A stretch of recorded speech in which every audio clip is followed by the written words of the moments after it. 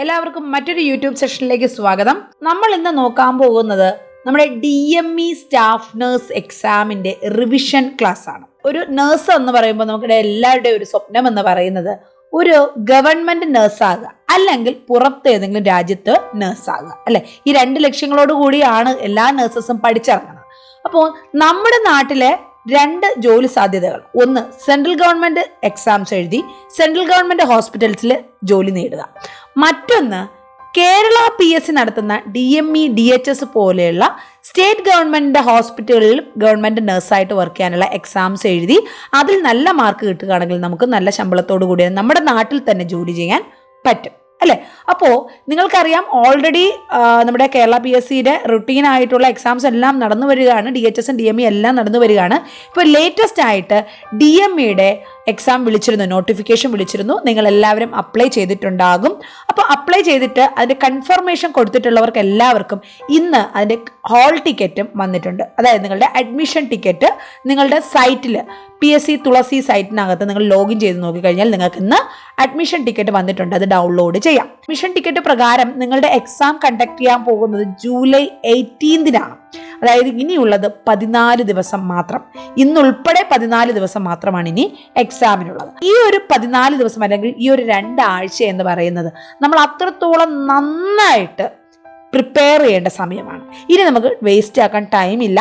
അതായത് ഈ ഒരു സമയത്ത് നമ്മൾ എല്ലാ ടോപ്പിക്കും പഠിക്കുകയല്ല, പകരം ഇമ്പോർട്ടൻ്റ് ആയിട്ടുള്ള കോർ ടോപ്പിക് അല്ലെങ്കിൽ പ്രീവിയസ് എക്സാംസിനൊക്കെ ചോദിച്ചു വരുന്ന പാറ്റേൺ എങ്ങനെയാണ്, ഏത് പോയിന്റുകളിൽ നിന്നാണ് എക്സാം അവിടെ ചോദിച്ചിരിക്കുന്നത് എന്നതിനെക്കുറിച്ചുള്ള ഒരു ഐഡിയ ആണ് നമുക്കിനി ഈ ലാസ്റ്റ് നിമിഷത്തിൽ വേണ്ടത്. നമ്മൾ ഓൾറെഡി എല്ലാവരും കുറേ ദിവസമായിട്ട് ഇങ്ങനെ ഒരുപാട് വായിച്ച ഒരു നല്ലൊരു കുറേ ഐഡിയ ഒക്കെ കിട്ടിയിട്ടുണ്ടാകും.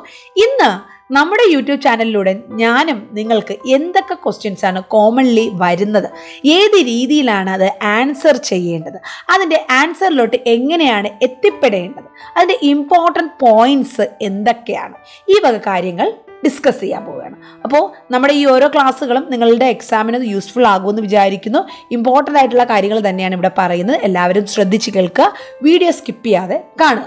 ഓക്കെ, അപ്പോൾ ഈ ഒരു സ്വപ്നം എന്ന് പറയുന്നത് DMEയിൽ മാത്രമായിട്ട് ഒതുക്കി കളയരുത്. DME മോശമെന്നല്ല പറയുന്നത്. DME DHS ഒക്കെ നല്ല സാലറിയോട് കൂടി നമുക്ക് നാട്ടിൽ തന്നെ സെറ്റിൽ ചെയ്യാൻ പറ്റുന്നത് തന്നെയാണ്. ഇനി അതിനേക്കാൾ കൂടുതൽ നല്ല ഗവൺമെൻറ് ജോലിയാണ് നിങ്ങളുടെ സ്വപ്നമെങ്കിൽ അതിനേക്കാൾ കൂടുതൽ ഇനി വരുന്ന സെൻട്രൽ ഗവൺമെൻറ് എക്സാംസും നിങ്ങൾ എഴുതാൻ ശ്രമിക്കുക. ഓക്കെ, പ്രീവിയസ് ഇയറിൽ നടന്ന ഒരു ക്വസ്റ്റ്യൻ പേപ്പർ നമ്മുടെ DHSന്റെ കീഴിലും DMEയുടെ കീഴിലുമായിട്ട് നടന്ന ഒരു എക്സാമിൻ്റെ ക്വസ്റ്റ്യൻ പേപ്പർ എടുത്തിട്ട് അതിലുള്ള ഇമ്പോർട്ടൻ്റ് ആയിട്ടുള്ള കുറേ ക്വസ്റ്റ്യൻസ് ആണ് ഇവിടെ ഡിസ്കസ് ചെയ്യാൻ പോകുന്നത്.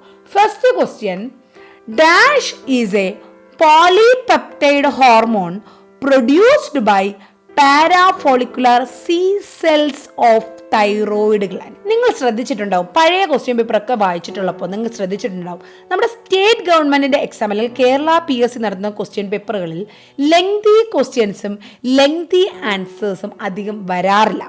മെജോറിറ്റി ഓഫ് ദ ക്വസ്റ്റ്യൻസ് ഒരു സെൻറ്റൻസിൽ ഒതുങ്ങുന്നതും 1-2 വേർഡുകളിലുള്ള ആൻസറുകളുമായിരിക്കും ഓരോ ഓപ്ഷൻസ് ആയിട്ട് അവിടെ തരുന്നത്.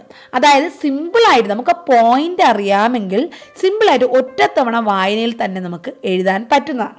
എന്നാൽ കുട്ടികൾ ചെയ്യുന്നത് അല്ലെങ്കിൽ നഴ്സസ് ചെയ്യുന്ന ഒരു വലിയൊരു മിസ്റ്റേക്ക് എന്ന് പറയുന്നത്, ഈ ഓപ്ഷൻസ് കാണുമ്പോൾ അത്രയും ഫെമിലിയർ ആകുമ്പോൾ അവർക്ക് കൂടുതൽ തവണ കണ്ടിട്ടുള്ള കൂടുതൽ തവണ ക്വസ്റ്റ്യൻസിൽ ആൻസർ ചെയ്തിട്ടുള്ള ആ ഒരു വേർഡ് അതിലോട്ട് പെട്ടെന്ന് നമുക്കൊരു ടെൻഡൻസി, അത് തന്നെ ആൻസർ ചെയ്യാനുള്ള ഒരു ടെൻഡൻസി കൂടുതലായിട്ട് കുട്ടികൾ കാണിക്കാറുണ്ട്. അങ്ങനെ വരരുത്. പകരം ക്വസ്റ്റ്യൻ നമ്മൾ എന്ത് ചെയ്യുക, വേർഡ് ബൈ വേർഡായിട്ട് ഓരോ വേർഡായിട്ട് ക്ലിയർ ആയിട്ട് വായിക്കുക. അതായത് ഞാൻ ഉദ്ദേശിക്കുന്നത് നമ്മുടെ യൂണിവേഴ്സിറ്റി എക്സാംസ് പോലെയല്ല DHSും DMEയുടെയും അല്ലെങ്കിൽ നമ്മുടെ ഗവൺമെൻറ് എക്സാംസ്, ജോബ് ഓറിയൻറ്റഡ് ആയിട്ടുള്ള കോമ്പറ്റീറ്റീവ് എക്സാംസ് ഒന്നും. അവിടെ ഏത് പോയിന്റിലും ഏതൊരു മൈന്യൂട്ടായിട്ടുള്ള പോയിന്റിൽ നിന്നും ക്വസ്റ്റ്യൻസ് ചോദിക്കാം. ഇവിടെ തന്നെ നമുക്കറിയാം, തൈറോയിഡ് ഗ്ലാൻഡിനെ കുറിച്ച് എന്ത് ചോദിച്ചാലും നമുക്ക് അറിയാമെന്നാണ് നമ്മുടെ വിചാരം. അതായത് തൈറോയിഡ് ഗ്ലാൻഡ് എവിടെയാണ് ലൊക്കേറ്റ് ചെയ്തിരിക്കുന്നത്, എത്ര പാർട്ടുകളുണ്ട്, എത്ര ലോബുണ്ട്, അതിൻ്റെ ഓരോ പാർട്ടിൻ്റെ പേരെന്താണ്, അത് പ്രൊഡ്യൂസ് ചെയ്യുന്ന ഗ്ലാൻഡ് എന്താണ്, അല്ലെങ്കിൽ സെക്രീഷൻസ് ഏതൊക്കെയാണ്, ഹോർമോൺസ് ഏതൊക്കെയാണ്, അതിൻ്റെ ഫങ്ഷൻസ് എന്തൊക്കെയാണ്, എങ്ങനെയാണ് അത് റെഗുലേറ്റ് ചെയ്യുന്നത്, ഇതെല്ലാം നമുക്കറിയാം. എന്നാൽ ചിലപ്പോൾ നമ്മൾ അവിടുത്തെ സെല്ലുകളെ കുറിച്ച് നോക്കാൻ ചാൻസ് ഇല്ല. എന്നാൽ ഇവിടുത്തെ ക്വസ്റ്റ്യൻ നോക്കൂ, ചോദിച്ചിരിക്കുന്നത് തൈറോയിഡ് ഗ്ലാൻഡിലെ parafollicular C cells, that is a word, parafollicular C cells produce ചെയ്യുന്ന പോളിപെപ്റ്റൈഡ് ഹോർമോൺ ഏത്? Options: option A calcitonin, option B thyroxine, option C tri iodothyronine, option D parathormone. അല്ലേ? അപ്പോൾ ഇതിൽ ഏതാണ് പാരാഫോളിക്കുലർ സി സെൽസ് പ്രൊഡ്യൂസ് ചെയ്യുന്നത്? അപ്പോൾ ഞാൻ ഒന്നുകൂടി ഒന്ന് പറയുന്നു, ഈ ഒരു ക്വസ്റ്റ്യൻ മാത്രമല്ല, thyroid gland is very very important. എപ്പോഴും എൻഡോക്രൈൻ സിസ്റ്റത്തിൽ കൂടുതൽ തവണയും ക്വസ്റ്റ്യൻസ് ചോദിച്ചിട്ടുള്ള ഒരു ഗ്ലാൻഡാണ് തൈറോയിഡ് ഗ്ലാൻഡ്. ഇതിൽ നിങ്ങളൊന്ന് സ്വയം ആൻസർ ചെയ്യൂ. ഇതിൽ ഏതായിരിക്കും കറക്റ്റ് ഓപ്ഷൻ എന്ന് പറയുന്നത്? സി സെൽസ് പ്രൊഡ്യൂസ് ചെയ്യുന്നത്. Correct option option A calcitonin. Thyroid ഗ്ലാൻഡിൽ തന്നെ പല തരത്തിലുള്ള സെല്ലുകളുണ്ട്.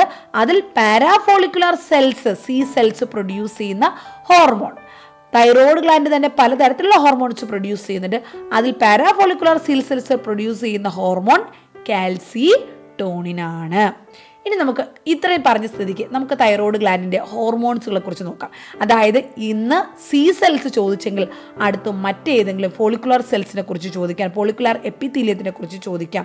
അത് പ്രൊഡ്യൂസ് ചെയ്യുന്ന ഹോർമോൺസ് ഏതൊക്കെയാണെന്നോ അല്ലെങ്കിൽ അതിൻ്റെ ഫങ്ഷൻസ് ഏതൊക്കെയാണെന്നോ അത് എവിടെയാണ് ടാർഗറ്റ് ചെയ്യുന്നതെന്നോ ഇങ്ങനെയുള്ള ക്വസ്റ്റ്യൻസ് ചോദിക്കാം. അല്ലെ? Thyroid gland follicular epithelium produce ചെയ്യുന്നതാണ് തൈറോക്സിനും ട്രൈ ഐഡോതൈറോണിനും, that is T4 and T3.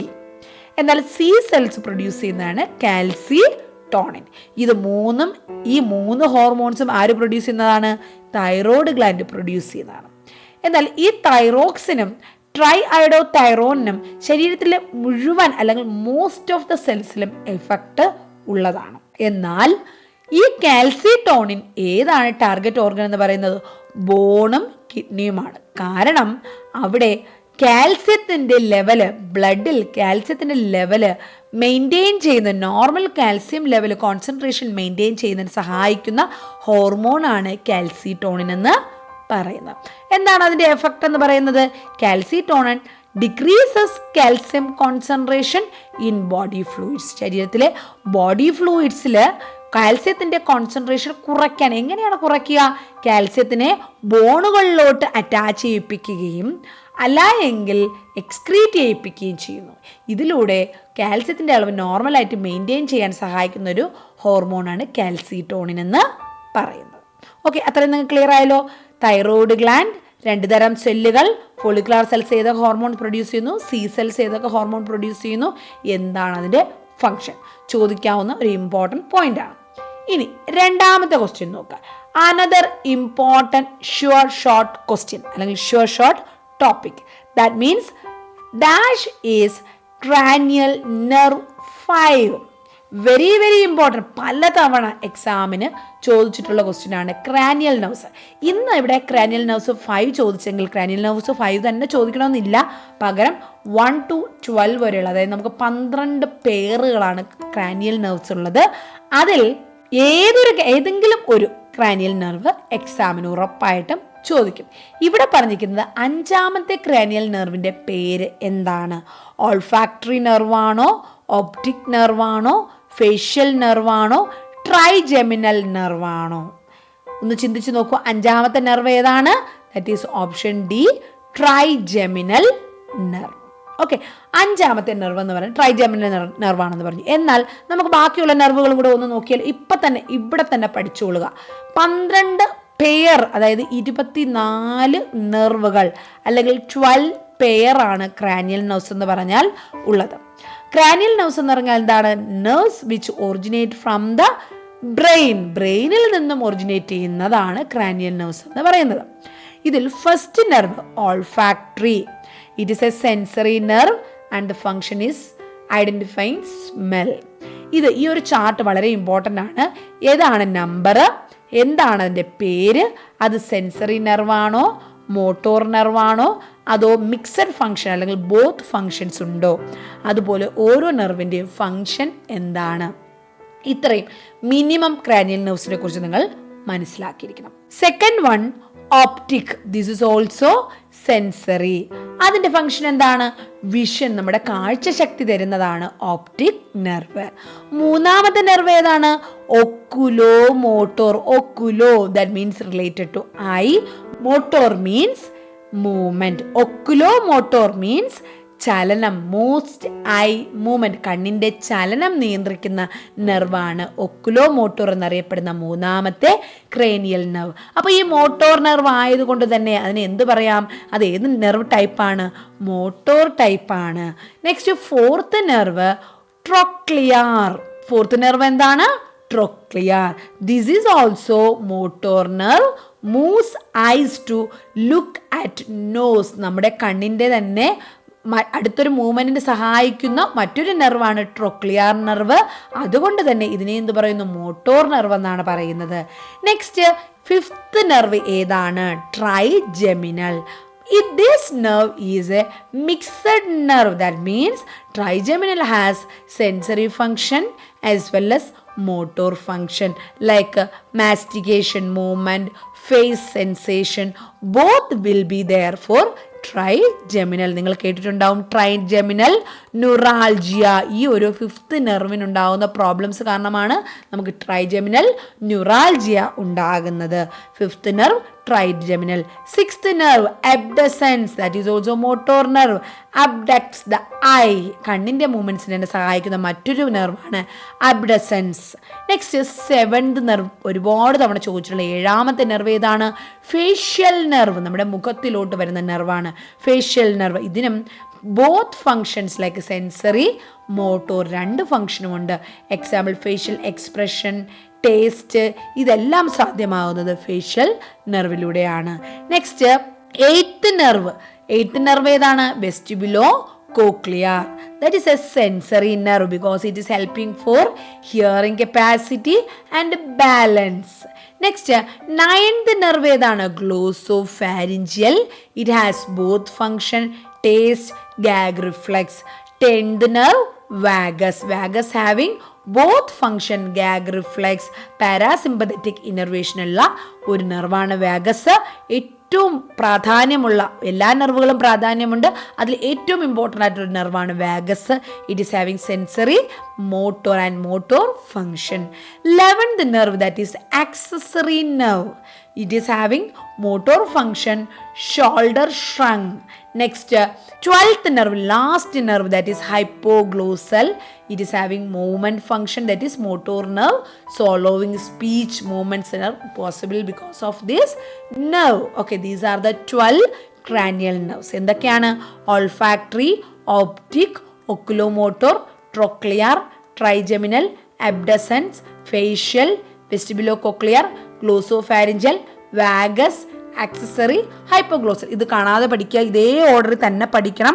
അപ്പോൾ ഇത് കാണാതെ പഠിക്കാൻ വേണ്ടി പല ഷോർട്ട് ഫോമുകളൊക്കെ ആൾക്കാർ പറയുന്നുണ്ട്. എനിക്ക് ഷോർട്ട് ഫോമുകളൊന്നും അറിയത്തില്ല, ഞാൻ ഇങ്ങനെയാണ് പഠിച്ചിരിക്കുന്നത്. O3, T2, AFV, GVAH. ഈ രീതിയിലാണ് ഞാൻ പഠിച്ചത്. നിങ്ങൾക്ക് എന്തെങ്കിലും ഷോർട്ട് ഫോം ഉണ്ടെങ്കിൽ അങ്ങനെയും പഠിക്കാം. O3 olfactory, optic, oculomotor. T2 trochlear, trigeminal. A abducens, facial, vestibulocochlear. Glossopharyngeal, vagus, accessory, hypoglossal. ഇങ്ങനെ തന്നെ ഇതേ ഓർഡറിൽ പഠിച്ചു വയ്ക്കാം. It's very very important. Next, third question. The amount of filtrate formed in all the nephrons of both kidneys in 1 minute is termed as. നമ്മുടെ kidney എന്ന് പറയുന്നത് excretory ഫംഗ്ഷനാണ്. നമ്മുടെ ശരീരത്തിലുള്ള വേസ്റ്റ് പ്രോഡക്ട്സ് പുറത്ത് കളയുന്ന ഏറ്റവും ഇമ്പോർട്ടൻ്റ് ആയിട്ടുള്ള ഒരു പാർട്ടാണ്, അല്ലെങ്കിൽ ഒരു ഓർഗനാണ് കിഡ്നി എന്ന് പറയുന്നത്. ഇവിടെ വേസ്റ്റ് എങ്ങനെയാണ് പുറത്തോട്ട് പോകുന്നത്, അവിടെ യൂറിനായിട്ടാണ്. യൂറിൻ ശരീരത്തിൽ നമ്മുടെ മെറ്റബോളിക് വേസ്റ്റുകളിൽ പല പ്രോഡക്റ്റുകളും എന്ത് ചെയ്യുന്നു, യൂറിയ, യൂറിക് ആസിഡ് പോലെയുള്ള പല പ്രോഡക്റ്റുകളും അവിടെ എക്സ്ക്രീറ്റ് ചെയ്യുന്നുണ്ട്. എന്നാൽ ഈ കിഡ്നിയിൽ എങ്ങനെയാണ് ഇത് സാധ്യമാകുന്നത്, by the help of nephron. നെഫ്രോണിൻ്റെ സഹായത്തോടുകൂടിയാണ് നടക്കുന്നത്, അല്ലേ. നെഫ്രോൺ എന്ന് പറഞ്ഞാൽ എന്താണ്, it's a structural and functional microscopic unit of kidney, അല്ലെ. കിഡ്നിയുടെ ഏറ്റവും മൈന്യൂട്ട് ആയിട്ടുള്ള സ്ട്രക്ചറിനെയാണ് നെഫ്രോൺ എന്ന് പറയുന്നത്. Same like neuron in brain, അല്ലെ. ബ്രെയിനിലുള്ള ന്യൂറോൺ പോലെ കിഡ്നിയിൽ നെഫ്രോൺ. ഈ നെഫ്രോണിൽ പല ഭാഗങ്ങളുണ്ട്. ഗ്ലോമല്ലസ് ഉണ്ട്, ബൊമൈൻസ് ക്യാപ്സ്യൂൾ ഉണ്ട്, PCT ഉണ്ട്, DCT ഉണ്ട്, ലൂപ്പ് ഓഫ് ഹെൻലി ഉണ്ട്, കളക്റ്റിംഗ് ഡക്റ്റ് ഉണ്ട്. ഇതിൽ ഇവിടെ ബൊമാൻസ് ക്യാപ്സ്യൂളിൽ ഗ്ലോമർലസിൽ നിന്നും ഫിൽട്രേഷൻ സംഭവിക്കുന്നു. ഇവിടെ വരുന്ന അഫറൻറ്റ് ആർട്ടീരിയോൾസ് വഴി വരുന്ന ബ്ലഡ് ഇവിടെ ഫിൽട്ടർ ചെയ്ത് ഉള്ളിലോട്ട് ട്യൂബ്യൂളിനുള്ളിലോട്ട് അല്ലെങ്കിൽ നെഫ്രോണിനുള്ളിലോട്ട് പ്രവേശിക്കുന്ന ബ്ലഡിൻ്റെ പാർട്ട് അല്ലെങ്കിൽ ആ ഒരു എമൗണ്ട്, ആ ഒരു ഉള്ളിലോട്ട് വരുന്നതിനെ ഫിൽട്രേറ്റ് എന്നും, ആ അളവിനെ 1 മിനിറ്റിൽ ഒരു നെഫ്രോണിൽ ഉണ്ടാകുന്ന അല്ലെങ്കിൽ അവിടെ ഉള്ളിലോട്ട് ഫിൽട്ടർ ചെയ്യുന്ന ആ ഒരു ഫിൽട്രേറ്റിൻ്റെ അളവിനെ എല്ലാ ന്യൂറോണിലും 2 കിഡ്നിയിലുള്ള എല്ലാ ന്യൂറോണിലും കൂടെ 1 മിനിറ്റിൽ എത്ര ഫിൽട്രേറ്റാണ് അവിടെ ഉണ്ടാകുന്നത്, അതിനൊരു പേര് പറയും. എന്താ പറയുന്നത്? ഓപ്ഷൻ എ ഫിൽട്രേഷൻ ഫ്രാക്ഷൻ ആണോ, ഓപ്ഷൻ ബി ഗ്ലോമലാർ ഫിൽട്രേഷൻ റേറ്റ് ആണോ, ഓപ്ഷൻ സി ഗ്ലോമലാർ കാപ്പിലറി പ്രഷർ ആണോ, option D colloidal osmotic pressure ആണോ? ഓക്കെ, ഇതുപോലെ തന്നെ ഭയങ്കര സന്തോഷം, പെട്ടെന്ന് കാണുമ്പോൾ തന്നെ ഭയങ്കര സന്തോഷം തോന്നുന്ന ക്വസ്റ്റ്യൻസ് കാണുമ്പോൾ കുട്ടികളൊക്കെ പെട്ടെന്ന് കറപ്പിക്കും. പക്ഷേ അവിടെ കറക്റ്റ് ഓപ്ഷൻ ആയിരിക്കത്തില്ല കറപ്പിച്ചത്. ഓപ്ഷൻ ബി ആയിരിക്കും ശരിയായിട്ടുള്ളത്, അത് തന്നെയാണ് മനസ്സിൽ ചിന്തിച്ചത്. പക്ഷേ പെട്ടെന്നുള്ള ആ ഒരു സന്തോഷത്തിൽ നമുക്ക് അറിയാവുന്ന ക്വസ്റ്റ്യൻ ആണെന്ന് കണ്ടിട്ട് ആ ഒരു OMR ഷീറ്റിനകത്ത് കറപ്പിക്കുമ്പോൾ എന്ത് ചെയ്യും? അവിടെ സിയോ ഡിയോ ഒക്കെ കറപ്പിച്ച് വെക്കും. അപ്പം അങ്ങനെ വരരുത്. വളരെ കൂളായിട്ട് തന്നെ എത്ര ഈസി ആയിട്ടുള്ള ക്വസ്റ്റ്യൻസ് ആയാലും എത്ര ടഫായിട്ടുള്ള ക്വസ്റ്റ്യൻസ് ആയാലും വളരെ ഒരു കാമായിട്ട് തന്നെ അവിടെ എക്സാം എഴുതണം. ഇവിടെ കറക്റ്റ് ഓപ്ഷൻ എന്താണ്? നിങ്ങൾ ആൻസർ ചെയ്യൂ. കറക്റ്റ് ഓപ്ഷൻ ബി ആണ്, ഗ്ലോമർലാർ ഫിൽട്രേഷൻ റേറ്റ്. നമുക്കൊന്ന് ഇവിടെ നെഫ്രോണിനെ കുറിച്ച് നോക്കാം. ഇതാണ് നെഫ്രോണിൻ്റെ ഒരു സ്ട്രക്ചർ. ഇവിടെ ബ്ലഡ് റീനൽ ആർട്ടറിയിൽ നിന്നുള്ള ചെറിയ ചെറിയ ആർട്ടറീസ് ആയിട്ട് ഡിവൈഡ് ചെയ്തിട്ട് അഫറൻറ്റ് ആർട്ടീരിയോൾസ് ഇവിടെ വരുന്നു. ഇവിടെ ഒരു ഗ്ലോമർലസ് ഫോം ചെയ്തിട്ടുണ്ട്.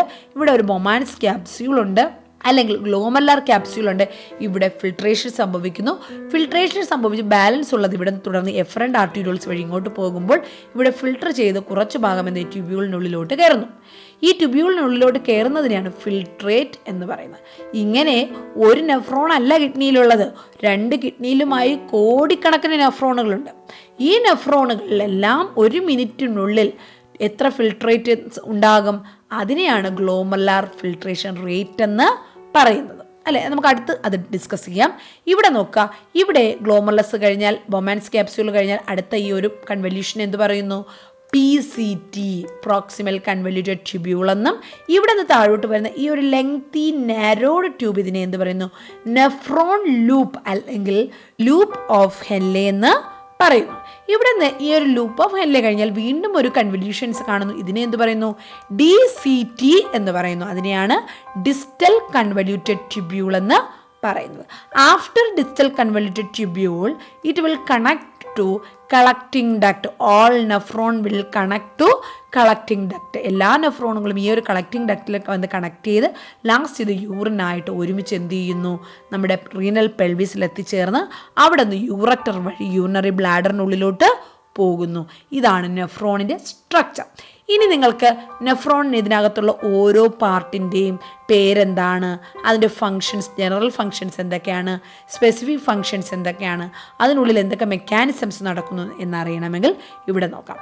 കൃത്യമായിട്ട് എല്ലാ ഭാഗങ്ങളും കൊടുത്തിട്ടുണ്ട്. റീനൽ കോർപ്പസ്കിൽ അവിടെ കൃത്യമായിട്ട് എഴുതിയിട്ടുണ്ട്. ഒരു ദിവസം 180 ലിറ്ററാണ് അവിടുത്തെ ഗ്ലോമർലാർ ഫിൽട്രേഷൻ റേറ്റ് എന്ന് പറയുന്നത്.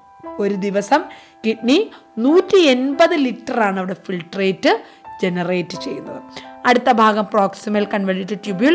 പ്രോക്സിമൽ കൺവല്യൂട്ടഡ് ട്യൂബ്യൂളിനെ വെച്ചിട്ടും അവിടുത്തെ അബ്സോർഷൻ്റെ കാര്യങ്ങൾ വെച്ചിട്ടൊക്കെ ക്വസ്റ്റ്യൻസ് ചോദിക്കാറുണ്ട്. അടുത്തത് nephron loop. DCT is very very important. Next collecting system, peritubular capillaries, vasa recta, ഇതെല്ലാം ചോദിക്കാവുന്നതാണ്. 4th question, the longest and strongest bone of the body. ശരീരത്തിൽ ഒരുപാട് ബോണുകളുണ്ട്. നമ്മൾ മസ്കുലോസ്കെൽറ്റൽ സിസ്റ്റത്തിൽ, സ്കെൽറ്റൽ സിസ്റ്റത്തിൽ ഒരുപാട് ബോണുകൾ പഠിച്ചിട്ടുണ്ട്. വലിയ ബോൺ മുതൽ വളരെ ചെറിയ ബോണുകൾ വരെ പഠിച്ചിട്ടുണ്ട്. ഇവിടെ ചോദിച്ചിരിക്കുന്നത് ഏറ്റവും ലോങ്ങസ്റ്റും സ്ട്രോങ്ങസ്റ്റുമായിട്ടുള്ള ബോൺ ഏതാണ്? റേഡിയസ് ആണോ, ഫീമറാണോ, അൾണയാണോ, സ്കെപ്യൂലയാണോ? So the correct option will be easy question, option B femur. നമ്മുടെ തുടയെല്ല് എന്നറിയപ്പെടുന്ന കാലിലെ നമ്മുടെ ലോവർ ലിംസിൻ്റെ പ്രോക്സിമൽ ബോൺ അല്ലെങ്കിൽ അപ്പർ പാർട്ടിലുള്ള ബോൺ, അതിനെയാണ് ഇത് പറയുന്നത് ഫീമർ എന്ന് പറയുന്നത്. ഈ ഫീമർ ബോണാണ് ഏറ്റവും നീളം കൂടിയതും സ്ട്രോങ്ങസ്റ്റുമായിട്ടുള്ള ബോൺ. നീളം കൂടുന്നത് മാത്രമല്ല ബലവും കൂടുതലുള്ള ബോൺ. ഇവിടെ നോക്കാം സ്കെൽറ്റൽ സിസ്റ്റം നോക്കിക്കഴിഞ്ഞാൽ നിങ്ങൾക്ക് കംപ്ലീറ്റ് ബോണുകളുടെ പേരുകൾ ഇവിടെ കാണാൻ പറ്റും. എപ്പൻഡിക്കുലാർ സ്കെൽറ്റൻ, ആക്സിയൽ സ്കെൽറ്റൻ. നമ്മുടെ ബോണിനെ സെൻട്രൽ പാർട്ടുള്ള സ്കള്ള്, വെർട്ടിബ്രേ, നമ്മുടെ തൊറാക്സ്, ഇതിനെ കംപ്ലീറ്റ് ആയിട്ട് ചേർത്ത് സെൻട്രൽ പാർട്ട് അല്ലെങ്കിൽ അതിനെന്ത് പറയുന്നു, ആക്സിയൽ സ്കെൽറ്റൻ എന്നാണ് പറയുന്നത്. Next upper limb, lower limb രണ്ടും ചേർത്ത് അതിൻ്റെ കണക്ഷൻസ് നമ്മുടെ ഇവിടെ ഈ ഒരു ആക്സിയൽ സ്കെൽറ്റനുമായിട്ട് കണക്ട് ചെയ്യുന്ന ഈ ഒരു ക്ലാവിക്കിൾ ഉൾപ്പെടെ എന്ത് പറയുന്നു, അതിനെ അപ്പൻഡിക്കുലാർ സ്കെൽറ്റൻ എന്നാണ് പറയുന്നത്. ടോട്ടലി സ്കെൽറ്റൻ സിസ്റ്റത്തിനെ രണ്ടായിട്ട് ഡിവൈഡ് ചെയ്തിരിക്കുന്നു. Axial skeleton, second one appendicular skeleton. Next fifth question, pepsinogen is secreted by very very important question. അതായത് നമ്മുടെ ഫിസിയോളജിയിൽ വരുന്ന ക്വസ്റ്റ്യൻ ആണിത്. അനാട്ടമിയും ഫിസിയോളജിയിൽ വരുന്ന ക്വസ്റ്റ്യൻ. എന്താണ് അനാട്ടമിയും ഫിസിയോളജിയും തമ്മിൽ difference? Anatomy we are studying about the structure of the body, physiology we are studying about the functions of the body. ഇവിടെ പെപ്സിനോജൻ എന്ന് പറയുമ്പോൾ നമ്മുടെ ഡൈജഷന് സഹായിക്കുന്ന ഒരു എൻസൈമാണ്, അല്ലെങ്കിൽ ഒരു എന്താ പറയുക, ഒരു പ്രധാനപ്പെട്ട റോൾ ഉള്ള ഒരു സെക്രീഷനാണ്. ഈ ഒരു പെപ്സിനോജൻ ഏത് സെല്ലിൽ നിന്നാണ് പ്രൊഡ്യൂസ് ചെയ്യുന്നതെന്നാണ് ഇവിടെ question. Pepsinogen is secreted by option A chief cells ആണോ, ഓപ്ഷൻ ബി പരേറ്റൽ സെൽസ് ആണോ, ഓപ്ഷൻ സി ഗോബ്ലെറ്റ് സെൽസ് ആണോ, ഓപ്ഷൻ ഡി പാൻക്രിയാസ് ആണോ? Correct option A chief cells ആണ്. ചീഫ് സെൽസിൽ നിന്നാണ് പെപ്സിനോജൻ പ്രൊഡ്യൂസ് ചെയ്തത്. അതായത് നിങ്ങളിവിടെ നോക്കിക്കഴിഞ്ഞാൽ നിങ്ങൾക്ക് ഇവിടെ മനസ്സിലാകും, നമ്മുടെ ഡൈജഷന് കാർബോഹൈഡ്രേറ്റ്സ് ഡൈജസ്റ്റ് ചെയ്യണമെങ്കിൽ ചില എൻസൈംസ് വേണം. എന്നാൽ നമ്മൾ കഴിക്കുന്ന ആഹാരത്തിൽ പ്രോട്ടീൻ ഡൈജസ്റ്റ് ചെയ്യണമെങ്കിൽ അവിടെ കുറേ എൻസൈംസ് വേണം. ലിപ്പിഡ് ഡൈജസ്റ്റ് ചെയ്യണമെങ്കിൽ അതിനും എൻസൈംസ് വേണം. അതുകൂടാതെ ന്യൂക്ലിയസസ് വേണം, അല്ലേ? ഇങ്ങനെ പലതരത്തിലുള്ള എൻസൈംസ് ആണ് നമ്മുടെ ഡൈജഷന് സഹായിക്കുന്നത്. അപ്പോൾ ഇവിടെ കാർബോഹൈഡ്രേറ്റിൻ്റെ ഡൈജഷന് വേണ്ട മാൾട്ടേസ്, സുക്രേസ്, ലാക്ടേസ് ഇവയെല്ലാം സ്മോൾ ഇൻറ്റസ്റ്റൈനിലാണ് കാണപ്പെടുന്നത്. എന്നാൽ പാൻക്രിയാറ്റിക് ആൽഫ അമിലേസ് ആണെങ്കിൽ അത് കാണുന്നത് പാൻക്രിയാസിലാണ്. സലൈവറി അമിലേസ് ആണെങ്കിൽ സലൈവറി ഗ്ലാൻഡിലാണ് കാണപ്പെടുന്നത്. എന്നാൽ പ്രോട്ടിയേസസ് ആണെങ്കിലോ, പ്രോട്ടീൻ ഡൈജസ്റ്റ് ചെയ്യാൻ സഹായിക്കുന്ന എൻസൈംസ് പ്രോട്ടിയേസസ് ആണെങ്കിലോ, കാർബോക്സി പെപ്റ്റിഡേസ് പാൻക്രിയാസിലും, കീമോട്രിപ്സിൻ പാൻക്രിയാസിലും, ഡൈപെപ്റ്റിഡേസസും പെപ്റ്റിഡേസസും സ്മോൾ ഇൻറ്റസ്റ്റൈനിലും, ഇലാസ്റ്റേസ് പാൻക്രിയാസിലും, എൻട്രോപെപ്റ്റിഡേസ് സ്മോൾ ഇൻറ്റസ്റ്റൈനിലും, പെപ്സിൻ അല്ലെങ്കിൽ pepsinogen chief cells of stomach. Renin produce ചെയ്യുന്നത് സ്റ്റൊമക്കിൽ നിന്നാണ്. ട്രിപ്സിൻ പ്രൊഡ്യൂസ് ചെയ്യുന്നത് അല്ലെങ്കിൽ ട്രിപ്സിനോജൻ പ്രൊഡ്യൂസ് ചെയ്യുന്നത് പാൻക്രിയാസിൽ നിന്നാണ്. Pepsin is produced from chief cells of stomach. This is the point. So next time ഇതിലേത് എൻസൈം എവിടെ നിന്ന് പ്രൊഡ്യൂസ് ചെയ്യുന്നതെന്ന് വേണമെങ്കിൽ ചോദിക്കാം. അപ്പോൾ എല്ലാ എൻസൈംസും എവിടെ നിന്നാണ് പ്രൊഡ്യൂസ് ചെയ്യുന്നത്, എന്താണ് ഇത് ഡൈജസ്റ്റ് ചെയ്യുന്നത്, എന്ത് ഡൈജസ്റ്റ് ചെയ്ത് എന്തൊക്കെ പ്രോഡക്റ്റുകൾ അവിടെ കിട്ടും, ഇതെല്ലാം നോട്ട് ചെയ്ത് വെക്കാം.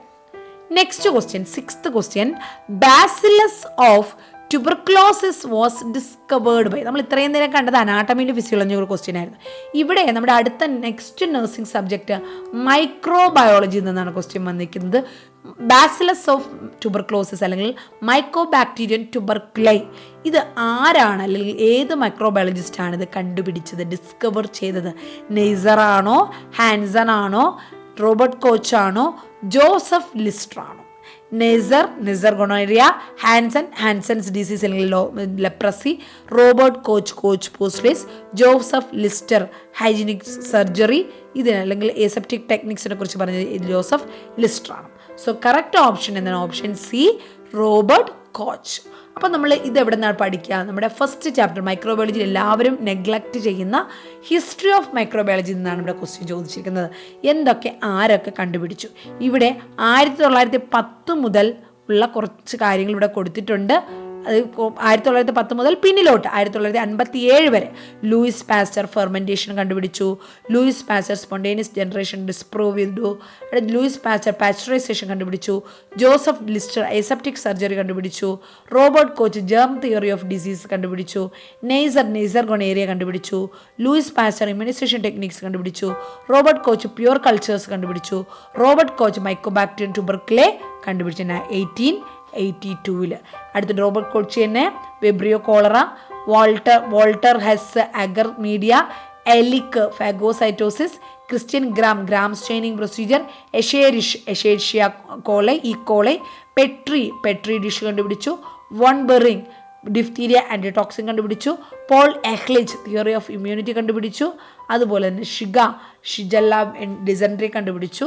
സിഫിലിസ് പോൾ എഹ്ലിച്ച് കണ്ടുപിടിച്ചു.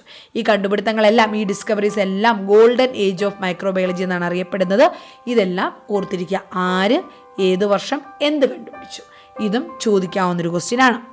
Next 7th question, normal flora which lie on or in our body with complete harmony without causing damage is called.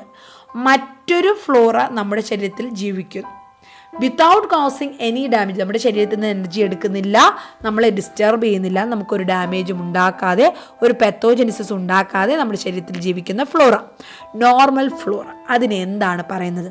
Saprophytes എന്ന് പറയുമോ, കോമൺ സെൽസ് എന്ന് പറയുമോ, ട്രൂഫ് പാത്തോജൻസ് എന്ന് പറയുമോ, ഫാക്കൽറ്റേറ്റീവ് പാത്തോജൻസ് എന്ന് പറയുമോ? നമുക്കൊന്ന് നോക്കാം.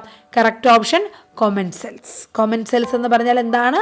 It's a normal flora which lie in on our body the complete harmony without causing any damage.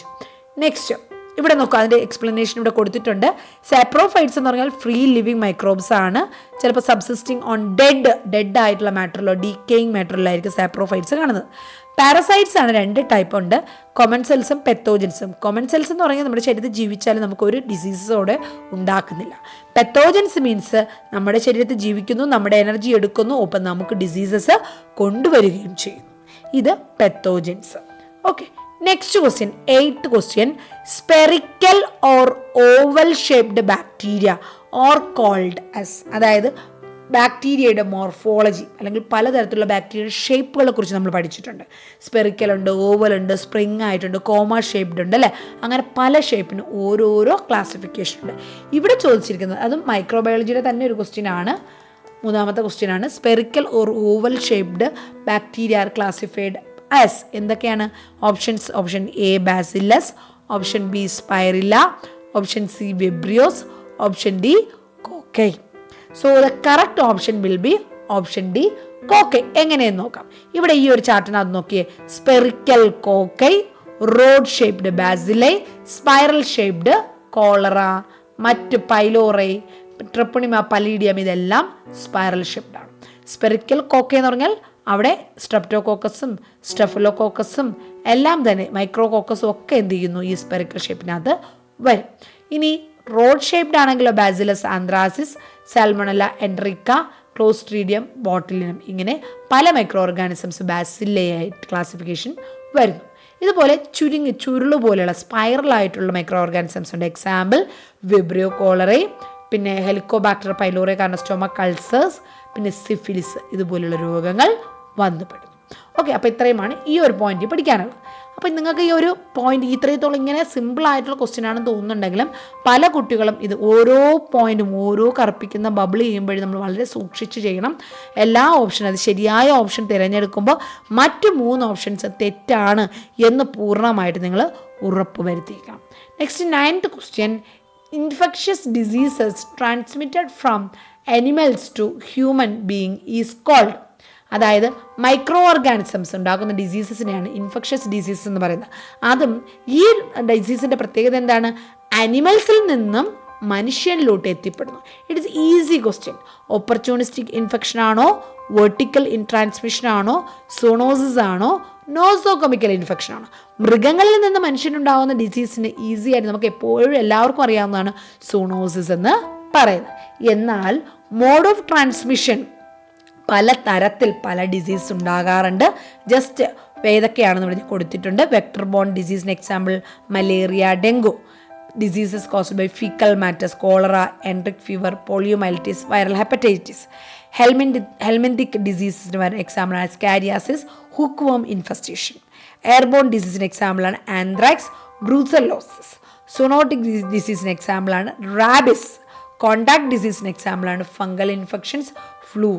Next 7th one, sexually transmitted disease in example HIV or AIDS. These are the different types of infectious diseases. Next 10th question, modified acid fast staining commonly used for staining mycobacterium tuberculosis is. അതായത് വളരെ important ആയിട്ടുള്ള സിമ്പിളായിട്ട് നമ്മൾ പണ്ട് മുതലേ പഠിച്ചിട്ടുള്ളൊരു കാര്യമാണ്. Staining പലതരം, simple staining ഉണ്ട്, കോംപ്ലക്സ് സ്റ്റെയിനിങ് ഉണ്ട്, ഗ്രാം സ്റ്റെയിനിങ് ഉണ്ട്, ആസിഡ് ഫാസ്റ്റ് സ്റ്റെയിനിങ് ഉണ്ട്, അല്ലേ? അപ്പോൾ അതിൽ മോഡിഫൈഡ് ആയിട്ടുള്ള ആസിഡ് ഫാസ്റ്റ് സ്റ്റെയിനിങ് എന്ന് പറയുന്നത് ഏത് തരം മെത്തേഡിൽ വരുന്നത്? സീൽ നീൽസൺ സ്റ്റെയിനിങ് ആണോ, ഗ്രാം സ്റ്റെയിനിങ് ആണോ, നെഗറ്റീവ് സ്റ്റെയിനിങ് ആണോ, നൺ ഓഫ് ദ എബോവ് ആണോ? So the correct option is Ziehl-Neelsen staining. Acid fast staining is otherwise known as Ziehl-Neelsen staining. ഇവിടെ നോക്കുക, ഈ ഒരു ചാർട്ടിനകത്ത് കൃത്യമായിട്ട് ഞാനിത് ഫുള്ള് നിങ്ങൾ വായിക്കുന്നില്ല, നിങ്ങൾക്ക് വേണമെങ്കിൽ വീഡിയോ പോസ്റ്റ് ചെയ്ത് മൊത്തം വായിക്കാം. ഏതൊക്കെയാണ് സ്റ്റെയിനിങ്? ഗ്രാം സ്റ്റെയിനിങ്, അതിൽ എന്ത് കളറായിട്ട് കാണപ്പെടുന്നു, എന്തിനു വേണ്ടി ഉപയോഗിക്കുന്നു, ഔട്ട്കം എന്താണ്, സാമ്പിളിൻ്റെ കളർ, നിറവും തരവും ഇവിടെ കാണാം. അതുപോലെ രണ്ടാമത് ആസിഡ് ഫാസ്റ്റ് സ്റ്റെയിനിങ്, അതും സ്പെസിഫിക് ഡൈ ഏതാണ്, പർപ്പസ് എന്താണ്, ഔട്ട്കം എന്താണ്. Endospore stain, flagella stain, capsule stain, basic stain, acidic stain, negative stain. ഇതിൻ്റെ ഫങ്ഷൻസും ഡൈസ്, സ്പെസിഫിക് ഡൈസ് ഏതൊക്കെയാണ് യൂസ് ചെയ്യുന്നുള്ളത് കൃത്യമായിട്ട് പഠിച്ചു വെക്കുക, ചിലപ്പോൾ എക്സാമിന് ചോദിക്കാം. Next one, 11th question, the most primitive structure of human. നമ്മളിവിടെ ഈ 10 ക്വസ്റ്റ്യൻ ഡിസ്കസ് ചെയ്തപ്പോൾ 5 ക്വസ്റ്റ്യൻ അനാട്ടമി ഫിസിയോളജി വന്നു, 5 ക്വസ്റ്റ്യൻ അവിടെ മൈക്രോബയോളജി വന്നു. അടുത്ത ക്വസ്റ്റ്യൻ സ്റ്റാർട്ട് ചെയ്യുന്നത് സൈക്കോളജി എന്നാണ്. 5 ക്വസ്റ്റ്യൻ ആയിരിക്കും ഇവിടെ. നമുക്ക് നോക്കാം. Primitive structure of human personality ഓപ്പറേറ്റിങ്ങിൻ്റെ ഏറ്റവും ബേസിക് ആയിട്ടുള്ള പ്രഷർ പ്രിൻസിപ്പിളിലുള്ള നേച്ചർ അല്ലെങ്കിൽ സ്ട്രക്ചർ, അതിന് എന്ത് പറയുന്നു? ഈഗോ എന്ന് പറയുമോ, ഇഡ് എന്ന് പറയുമോ, സൂപ്പർ ഈഗോ എന്ന് പറയുമോ, കോൺഷ്യസ് ലെവൽ എന്ന് പറയുമോ? So the correct option is, ഇവിടെ നമ്മൾ ഏതാണ് ഓർക്കേണ്ടത്? നമ്മുടെ psycho analytic theory. Okay, option B id ആണ് ഇതിൻ്റെ കറക്റ്റ് ഓപ്ഷൻ. അതായത് പ്ലഷർ പ്രിൻസിപ്പിളിൽ പ്രവർത്തിക്കുന്ന നമ്മുടെ ഓപ്പറേറ്റിംഗ് ആയിട്ടുള്ള നമ്മുടെ മനസ്സിലെ ഓപ്പറേറ്റിംഗ് പേഴ്സണാലിറ്റിയാണ്, അല്ലെങ്കിൽ ആ ഒരു സ്റ്റേജിനെയാണ് ഇഡ് എന്ന് പറയുന്നത്. അപ്പോൾ ഇനി ബാക്കിയുള്ളത് നമുക്ക് അറിയണ്ടേ? സൈക്കോ അനലിറ്റിക്കൽ തിയറി വളരെ ഇമ്പോർട്ടൻ്റ് ആണ്. സിഗ്മണ്ട് ഫ്രൂഡാണ് ഫൗണ്ടർ എന്നറിയപ്പെടുന്നത്. ഇഡ്, അതുപോലെ ഈഗോ, സൂപ്പർ ഈഗോ, ഇങ്ങനെ 3 ലെവൽ പറയുന്നുണ്ട്. ഇഡ് എന്ന് പറഞ്ഞാൽ എല്ലാ ബയോളജിക്കൽ ബേസ്ഡ് ഡ്രൈവ്സും ഇത് പ്ലഷർ പ്രിൻസിപ്പിളാണ് വർക്ക് ചെയ്യുന്നത്. ഈഗോ എന്ന് പറഞ്ഞാൽ അത് റിയാലിറ്റി പ്രിൻസിപ്പിളിലും, സൂപ്പർ ഈഗോ എന്ന് പറഞ്ഞാൽ അത് പെർഫെക്ഷൻ പ്രിൻസിപ്പിളിനും അനുസരിച്ചിട്ടാണ് പ്രവർത്തിക്കുന്നത്. ഓക്കെ, അപ്പോൾ അത്രയും നോട്ട് ചെയ്യുക. അതുപോലെ തന്നെ സൈക്കോ അനലിറ്റിക്കൽ തിയറിയിൽ ഫ്രൂട്ട്സിൻ്റെ സ്റ്റേജസ് ഓഫ് പേഴ്സണാലിറ്റി ഡെവലപ്മെൻറ്റ് പറയുന്നുണ്ട്, അതും ചോദിക്കാം. ആസ് യൂഷ്വൽ ഞാൻ ഒന്നുകൂടെ ഒന്ന് പറയാം, എല്ലാ സബ്ജക്ട്സും നമ്മൾ ഡീറ്റെയിൽ ആയിട്ട് പഠിക്കണം. അതിൽ സൈക്കോളജി നമ്മൾ ഇത്രയും വർഷം കഴിഞ്ഞ് പഠിക്കുന്നതുകൊണ്ട് പലതും മറന്നു പോയിട്ടുണ്ടാകും.